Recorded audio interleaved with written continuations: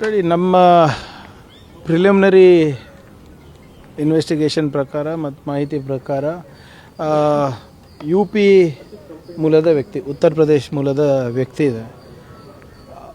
ಯಾವುದೋ ಇಲ್ಲಿ ಕೆಲಸ ಹುಡ್ಕೊಂಡು ಬಂದಿರೋದು. ಅವರ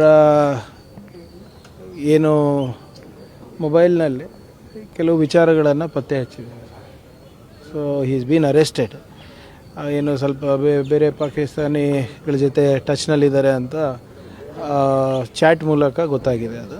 ಬಟ್ ಇನ್ನೂ ಕೂಡ ಯಾವುದೇ ದೊಡ್ಡ ಮಟ್ಟದಲ್ಲಿ ಇಂಡಾಕ್ಟ್ರಿನೇಷನ್ ಆಗಿದೆ ಅಥವಾ ಬೇರೆ ಇದೆ, ಅದನ್ನು ತನಿಖೆ ಆದಮೇಲೆ ಗೊತ್ತಾಗುತ್ತೆ. ಆದರೆ ಸದ್ಯಕ್ಕಂತೂ ಈಸ್ ಇನ್ ಕಸ್ಟಡಿ. ಅದೇನಿದೆ ಇನ್ವೆಸ್ಟಿಗೇಷನ್ ಮಾಡಿದ್ಮೇಲೆ ಮಾಹಿತಿಯನ್ನು ನೀಡ್ತೀವಿ. ಅದು ಈಗ ಬಿಡದಿ ಟೌನ್ಶಿಪ್ ವಿಚಾರ ಇನ್ನೂ ಗೊಂದಲ ಇರೋವಂಥ ಟೈಮ್ನಲ್ಲೇ ಸರ್, ದೇವನಹಳ್ಳಿಯಲ್ಲಿ MB ಡೀಪ್ ಟೆಕ್ ಪಾರ್ಕ್ ಮಾಡೋದಕ್ಕೆ 2800 ಎಕರೆನ ಸ್ವಾಧೀನಕ್ಕೆ ಸರ್ಕಾರ ಮುಂದಾಗಿದೆ. ಈ ಭೂಮಿ ಸ್ವಾಧೀನ ಮಾಡಿಲ್ಲ ಅಂದರೆ ನಾವು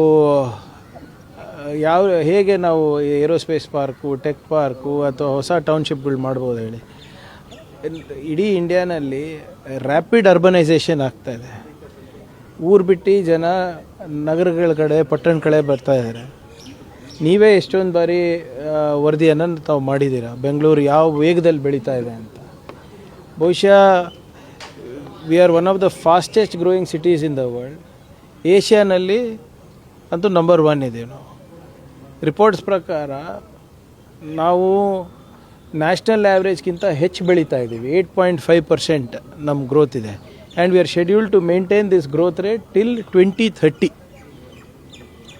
ಹಾಗಿದ್ದಾಗ ನಾವು ಬಿಯಾಂಡ್ ಬೆಂಗಳೂರು ಹೋಗಬೇಕಲ್ವ? ನಮ್ಮ ಪಾಲಿಸಿನೇ ಇದೆ.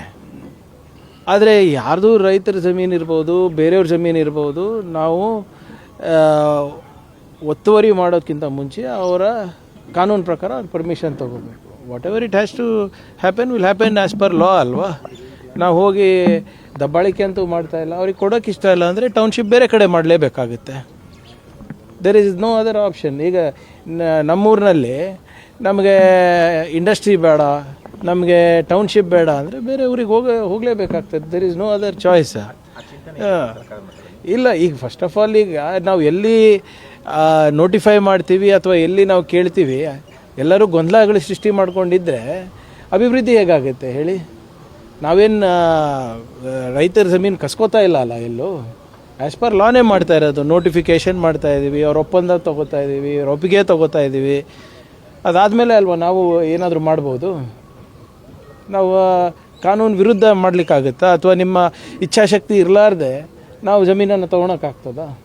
ಈಗ ಅಶೋಕ್ ಅವರು ಒಂದು ಟ್ವೀಟ್ ಮಾಡಿದ್ದಾರೆ, ರಾಜ್ಯದಲ್ಲಿ ಡ್ರಗ್ಸ್ ಹಾವಳಿ ಹೆಚ್ಚಾಗಿದೆ, ನೀವು ಹೋಮ್ ಮಿನಿಸ್ಟ್ರು ಹೆಡ್ಲೈನ್ ಮಿನಿಸ್ಟ್ರು ಅಂತ ಕ್ವಶನ್ ಮಾಡಿದ್ದಾರೆ. ನೋಡಿ, ಫಸ್ಟು ಅವ್ರು ನೋಡ್ಕೊಳಕ್ಕೆ ಹೇಳಿ ಅಪ್ಪ. ನಿನ್ನೆ ತಾನೇ ಡೆಲ್ಲಿಯಿಂದ ಉಗಿದು ಕಳಿಸಿದ್ದಾರೆ, ಅದಕ್ಕೆ ಬಂದು ಇದು ಹೇಳ್ತಾ ಇದ್ದಾರೆ.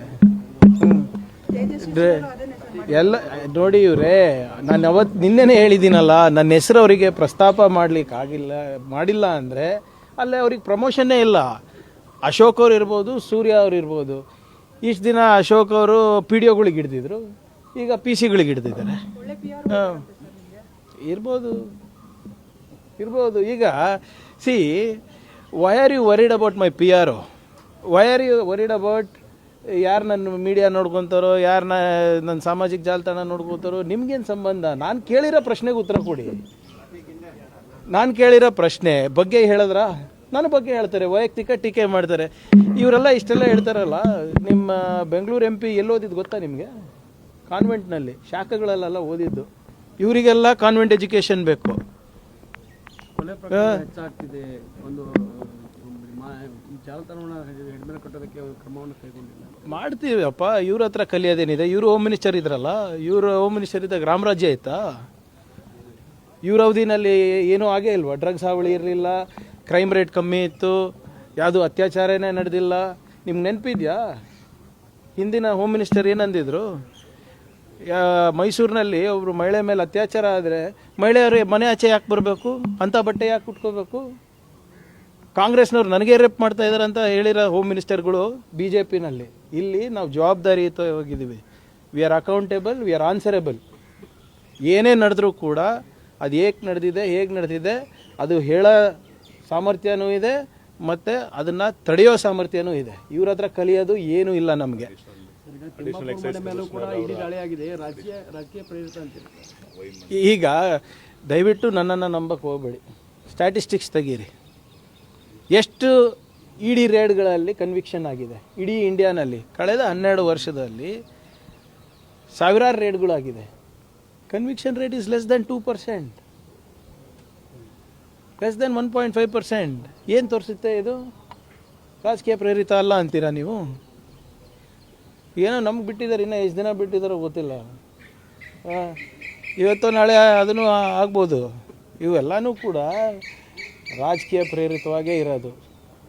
ಇಲ್ಲಿ ಈಗ ನಾನು ಹೇಳ್ದಂಗೆ ಸ್ವಲ್ಪ ದಯವಿಟ್ಟು ಡೇಟಾ ತೆಗೆದು ನೋಡಿ. IT, ED, CBI ಇವೆಲ್ಲನೂ ಕೂಡ ಕೇಂದ್ರ ಸರ್ಕಾರದ ಕೈಗೊಂಬೆ ಆಗಿವೆ.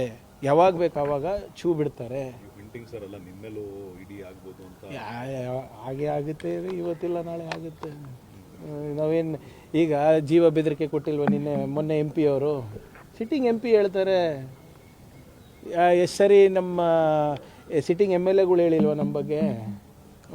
IT, ED ಅಂತಲ್ಲ, ನಮ್ಮ ಮೇಲೆ ಏನಾದರೂ ಆಗ್ಬೋದು. ನಾವು ಹೇಳ್ತಾ ಇಲ್ಲ, BJP ಅವ್ರು ಹೇಳ್ತಾ ಇರೋದು. ನಮ್ಮವ್ರು ಯಾರೂ ಹೇಳ್ತಾ ಇಲ್ಲಲ್ಲ. ಸಿಟ್ಟಿಂಗ್ BJP MP ಹೇಳ್ತಾ ಇದ್ದಾರೆ, MLAಗಳು ಹೇಳ್ತಾ ಇದ್ದಾರೆ, ಸಾಮಾಜಿಕ ಜಾಲತಾಣದಲ್ಲಿ ಹೇಳ್ತಾ ಇದ್ದಾರೆ, ನಮಗೆ ಕರೆ ಮಾಡಿ ಹೇಳ್ತಾ ಇದ್ದಾರೆ. What is new in this? RSS ಮೇಲೆ ಏನಾದರೂ ಕಾನೂನು ಕ್ರಮವನ್ನು ಮಾಡೋದಕ್ಕೆ ಏನೋ ಗೊತ್ತಿಲ್ಲಪ್ಪ. ಮೋಹನ್ ಭಾಗವತ್ ಅವ್ರು ಬರ್ತಾ ಇದ್ದಾರೆ ಅಂತಲ್ಲ ಬೆಂಗಳೂರಿಗೆ, ಕಾಗದ ತೊಗೊಂಡು ಬರ್ತಾ ಇದ್ದಾರೋ ಇಲ್ಲೋ ಗೊತ್ತಿಲ್ಲ, ಕೇಳೋಣ ಅಂತ ಬಂದಾಗ. ನಾವೇನು ಕಾನೂನು ಹೋರಾಟ ಮಾಡ್ತಿರ್ತೀವಿ? ಕಾನೂನು ಹೋರಾಟ ಏನಕ್ಕೆ ಮಾಡಬೇಕು? ನಾನೆಲ್ಲಿ ತಪ್ಪು ಮಾಡಿದ್ದೀನಿ? ಅವ್ರು ಮಾಡ್ಬೇಕು ಕಾನೂನು ಹೋರಾಟ, ನಾನಲ್ಲ. ನಾನೇನು ಪ್ರಶ್ನೆಗಳು ಕೇಳಿದ್ದೀನಿ, ಉತ್ತರ ಕೊಡಲಿ.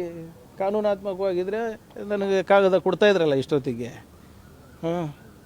ಕಾಗದ ಕೇಳೋದು ತಪ್ಪೇನ್ರಿ? ದಲಿತರಾದರೂ ಕೂಡ ಇವರು ದಲಿತ ಕಾರ್ಡ್ ಪೇ ಮಾಡ್ತಾರೆ ಅನ್ನುವಂಥದ್ದನ್ನ ಶೋಭಾ ಕರಂದ್ಲಾಜೆ ಉಪಯೋಗಿಸ್ತಾ ಇದ್ದಾರೆ, ಹೇಳ್ತಾ ಇದ್ದಾರೆ. ಏನು ಆಯ್ತು ರೀ, ನಾನು ಬಲಿತಾನೆ ಏನಂತೆ? ಎಷ್ಟು ಜನ ಬಲಿತರಿದ್ದಾರೆ ತೋರಿಸ್ಬಿಡಿ ನನಗೆ. ಇವ್ರದ್ದು ಮನಸ್ಥಿತಿ ನೋಡಿ, ಇವಾಗಿಂದಲ್ಲ ಮುಂಚೆಯಿಂದನೂ ಕೂಡ. ನನ್ನ ಮೊದಲನೇ ನಂದು 2ನೇ ಎಲೆಕ್ಷನ್ನಲ್ಲಿ ಕ್ಯಾಂಪೇನ್ ಏನು ಮಾಡಿದ್ರು ಗೊತ್ತಾ BJP ಅವರು? ಚಿತ್ತಾಪುರ್ನಲ್ಲಿ ವಿಡಿಯೋ ತೋರಿಸ್ತೀನಿ. ಪ್ರಿಯಾಂಕರ್ಗೆ ಸೂಟ್ ಹಾಕ್ಕೊಂಡು ವಿಧಾನಸೌಧದಲ್ಲಿ ಕೂತ್ಕೊತಾನೆ ಅಂತ. ಯಾಕೆ ಹಾಕೊಂಬಾರ್ದ ನಾನು ಸೂಟು? ನಾನು ಗಾಡಿಗಳಲ್ಲಿ ಓಡಾಡಬಾರ್ದಾ? What is the problem? ಲೀಗಲಿನೇ ಮಾಡ್ತಾ ಇದ್ದೀನಲ್ಲ. ನನ್ನ ಆದಾಯ ಎಷ್ಟಿದೆ ಅಷ್ಟೇ ಮಾಡ್ತಾ ಇರೋದಲ್ಲ. RSS ಆದಾಯ ಕೇಳಿದ್ರೆ ಏನಕ್ಕೆ ಕುರಿ? ಇವರೆಲ್ಲರೂ ನೋಡಿ, ದಯವಿಟ್ಟು ಅರ್ಥ ಮಾಡ್ಕೊಳ್ಳಿ. ಇವರಿಗೆ ನನ್ನ ಪ್ರಶ್ನೆಗಳಿಗೆ ಉತ್ತರ ಇಲ್ಲ, ಅದಕ್ಕೆ ನನ್ನ ಬಗ್ಗೆ ವೈಯಕ್ತಿಕವಾಗಿ ಮಾತನಾಡ್ತಾರೆ, ನಮ್ಮ ಕುಟುಂಬದ ಬಗ್ಗೆ ವೈಯಕ್ತಿಕವಾಗಿ ಮಾತನಾಡ್ತಾರೆ. What is their problem? Sunil Kumar ಅವರು ನನ್ನ ಭಾಷೆ ಕೇಳಿಬಿಟ್ಟು ಪ್ರಿಯಾಂಕರ್ಗೆ ಕಾನ್ವೆಂಟ್ ದಲಿತ ಅಂತಾರೆ. ಅಲ್ಲಿ ಸದನದಲ್ಲಿ ಏನಪ್ಪ ಪೈಲ್ಸ್ ಬಂದಂಗೆ ಆಡ್ತೀಯ ಅಂತಾರೆ. ಪ್ರಿಯಾಂಕರ್ಗೆ ಒಂದು ಗ್ಲಾಸ್ ಹಾಲು ಹೆಚ್ಚು ಕುಡ್ದಿರ್ಬೋದು, ಅದಕ್ಕೆ ಇವನಿಗೆ ಇಷ್ಟು ಜ್ಞಾನ ಇದೆ ಅಂತ ಹೇಳ್ತಾರೆ. ಇವೆಲ್ಲ ಅವ್ರದ್ದು ಮನಸ್ಥಿತಿ. ಬರ್ರಪ್ಪ ಮಾತಾಡೋಣ ಅಂತ ಹೇಳಿದ್ರೆ ಮಾತಾಡೋಕ್ಕೆ ರೆಡಿ ಇಲ್ಲ. I am ready to debate with anybody. Are they ready to debate with a Dalit? That is the problem. ಒಬ್ಬ ದಲಿತ ಕೇಳ್ತಾ ಇದ್ದಾರಂತ ಇವ್ರಿಗೆ ಇಷ್ಟು ಹೊಟ್ಟೆ ಉರಿತಾ ಇದೆ. ಇದು ಅವರಿಗೆ ಕೇಳಿರೋ ಪ್ರಶ್ನೆಗೆ ಉತ್ತರ ಇಲ್ಲ ಅಲ್ಲ, ಇನ್ನು ಮನುಸ್ಮೃತಿ ಮನಸ್ಥಿತಿ ಬಿಟ್ಟಿಲ್ಲ ಅವರು.